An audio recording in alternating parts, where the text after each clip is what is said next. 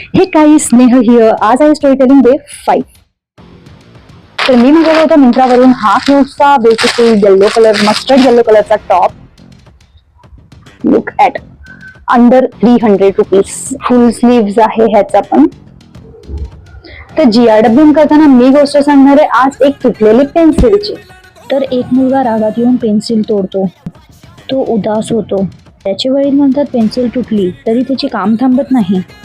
ती पुन्हा लिहू शकते. मुलाला समजतं चुका झाल्या तरी आपण थांबू नये. याच्यामधून बोध असा की चुका झाल्या तरी पुढे जाणे महत्त्वाचे आहे आणि प्रत्येक चुका काहीतरी आपल्याला शिकवण्यासाठी असतं. मिस्टेक म्हणजे एंड नाही, लर्निंग असतं.